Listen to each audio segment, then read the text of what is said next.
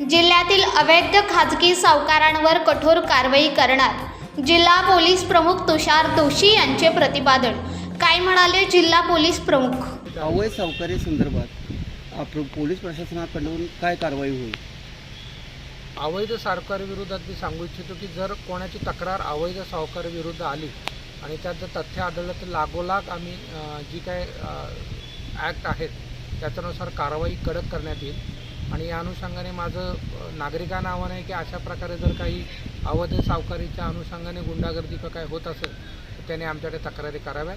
आम्ही कायदेशीर जी काय कारवाई आहे ती कडक करू हे आम्ही ग्वाही देऊ इच्छितो. सातारा जिल्ह्यामध्ये अवैध सावकारीचा व्यवसाय आता किती जण करतायत वगैरे अशी काय आपल्याकडे आहे माहिती?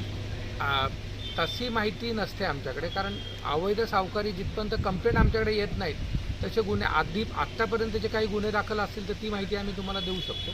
जर अवैध सावकारी या ॲक्टखाली काही गुन्हे दाखल असतील तर, पण अवैध सावकारी तो करतोय आणि आम्ही फक्त वाट बघतोय असं नाही होणार. त्या अवैध सावकारी विरुद्ध तक्रार आली तर ती दाखल करतो. स्थानिक पोलीस पाटलांच्या माध्यमातून माहिती बरीचशी मिळू शकते. नाही, याच्यामध्ये प्रॉब्लेम असा आहे ना की एखादा अवैध सावकारी करतो हे माहिती असून उपयोग होत नाही जिथपर्यंत कंप्लेंट येत नाही त्याच्याविरुद्ध. नुसती अवैध सावकारी करतोय अशा अर्थाची काही केस नसते ती जिथपर्यंत तो एखादी कंप्लेंट आमच्याकडे येत नाही. तक्रार आल्यानंतर मात्र आम्ही भूमिका ती घेतलेली आहे की तक्रार आल्यानंतर त्याच्यामध्ये लागलीच कारवाई.